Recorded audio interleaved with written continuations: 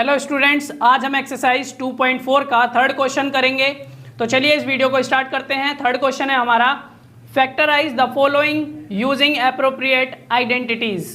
ये जितने भी पार्ट्स हैं इस क्वेश्चन के, हमें क्या करना है, इनमें एल्जेब्रिक आइडेंटिटीज यूज करनी है और इनके फैक्टराइज करना है इनको। तो फैक्टर्स निकालने हैं, कैसे करेंगे यहाँ पर मैंने कर रखा है, मैं आपको बताता हूँ किस तरीके से करना है इसको। देखो यहाँ पर फर्स्ट पार्ट है हमारे पास 9x square plus 6xy plus y square.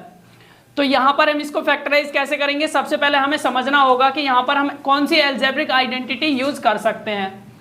तो यहाँ पर पहले हमें इसको क्या करना है, इसको किसी ना किसी एल्जेब्रिक आइडेंटिटी में बदलना है, क्योंकि यहाँ पर अभी तो ये किसी भी एल्जेब्रिक आइडेंटिटी की फॉर्म नहीं है। और मैंने आपको बताया किसी भी एल्जेब्रिक आइडेंटिटी की अगर कोई भी फॉर्म है तो दूसरी फॉर्म को यूज करते हैं उसे सॉल्व करने के लिए, लेकिन ये किसी भी फॉर्म में नहीं है। तो पहले हमें क्या करना पड़ेगा, हम यहाँ इसको करेंगे इस फॉर्म में।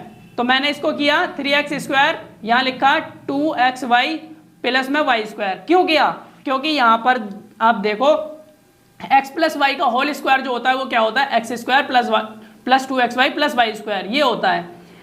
ये मैंने यहाँ पर यूज कर लिया। कैसे यूज कर लिया, मुझे कैसे पता चला, आपको ये आपके दिमाग में क्वेश्चन आ सकता है, तो मैं आपको बता दूं, आपको बस ये जो एल्जेब्रिक आइडेंटिटीज हैं वो अच्छे से याद कर लेनी है। अगर आपको एल्जेब्रिक आइडेंटिटीज याद होंगी तो आपको तुरंत पता लग जाएगा। यहाँ पर ये प्लस वाले हैं तो यहाँ पर भी देख सकते हो सारे टर्म्स प्लस वाले हैं। यहाँ पर इसकी जो फॉर्म है यानी इसको सॉल्व करते हैं तो ये आता है। तो यहाँ पर एक्स स्क्वायर है यानी ये जो टर्म है स्क्वायर वाला है, यहाँ 2xy है, यहाँ भी देख सकते हो xy वाले टर्म दे रखे हैं। यहाँ पर इसको मैं इस फॉर्म में लिख सकता हूँ तो लिख लिया, इस वाले टर्म को मैं इस फॉर्म में लिख सकता हूँ तो मैंने यहाँ इसको लिख लिया, और इस वाले टर्म को मैं इस फॉर्म में लिख सकता हूँ इसलिए मैंने इसको ऐसा लिख दिया। ये तो है ही है, इसलिए हमने क्या किया, इसको पहले इसमें बदला और अब हमने इसको इसमें बदल दिया। तो हम यहाँ देख सकते हैं ये वाला जो क्वेश्चन हो गया इस फॉर्म का हो गया। अगर ये क्वेश्चन इस फॉर्म का हो गया है तो अब हम ये वाली फॉर्म यूज करेंगे इसको सॉल्व करने के लिए। तो हमारे पास जो x है वो क्या हो जाएगा 3x, क्योंकि ये क्या है, ये जो x है वो क्या है 3x, पूरा का पूरा 3x होगा।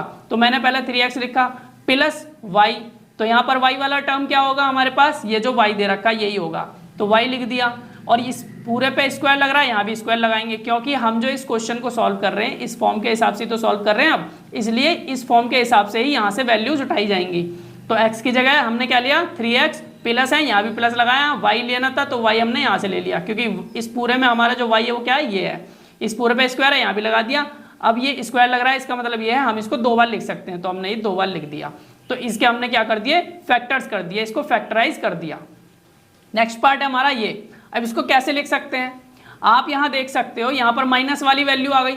जब माइनस की वैल्यू आई है तो ये कहीं ना कहीं क्या है, यहाँ पर माइनस वाली एल्जेब्रिक आइडेंटिटी लगेगी। और कौन सी लगेगी मैं आपको बता दूं, देखो यहाँ पर जो हमारी एल्जेब्रिक आइडेंटिटी लगेगी वो कौन सी लगनी है, माइनस वाली लगनी है।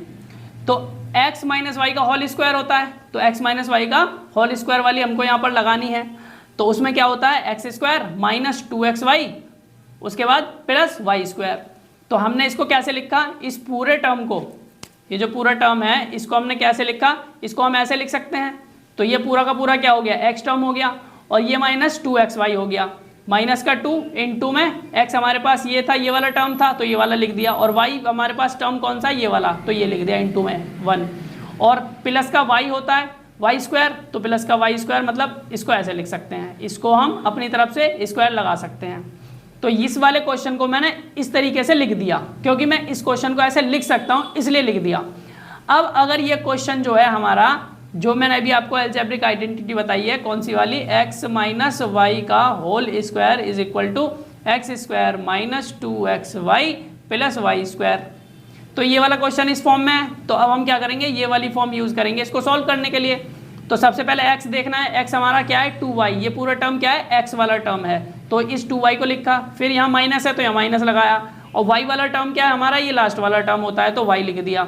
इस पूरे पे स्क्वायर लग रहा है तो यहाँ भी हमने पूरे पे स्क्वायर लगा दिया।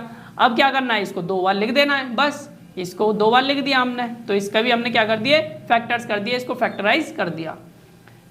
नेक्स्ट पार्ट है हमारा लास्ट पार्ट इस क्वेश्चन का, x square minus y square upon 100। तो मैं इस क्वेश्चन को कैसे लिख सकता हूं, मैं इस क्वेश्चन को ऐसे लिख सकता हूं।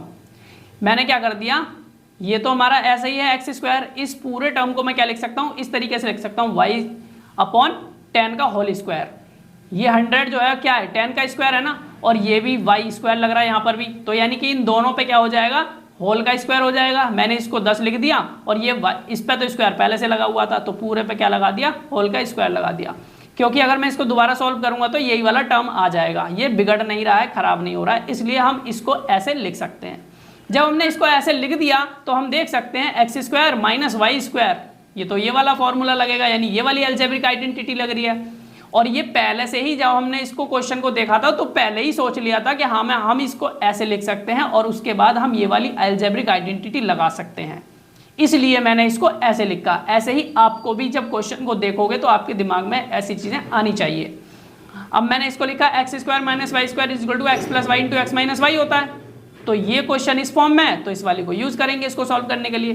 तो एक्स हमारे पास क्या है पहले वाला टर्म, तो एक्स क्या हो जाएगा हमारे पास एक्स प्लस वाई, वाई क्या हमारे पास वाई अपॉन 10, तो वाई अपॉन 10, फिर इनटू में इस ब्रैकेट्स के अंदर x की जगह पे x वाला टर्म, माइनस का साइन माइनस लिख लिया, और y वाला टर्म हमारा क्या है y अपॉन 10, तो y अपॉन 10 लिख दिया, हो गया। ये तीनों पार्ट्स हमने कर दिए, इसके भी फैक्टराइज कर दिए। तो इस थर्ड क्वेश्चन के हमने तीनों पार्ट्स कर लिए हैं। अब अपना नेक्स्ट क्वेश्चन करेंगे हम अपनी नेक्स्ट वीडियो में।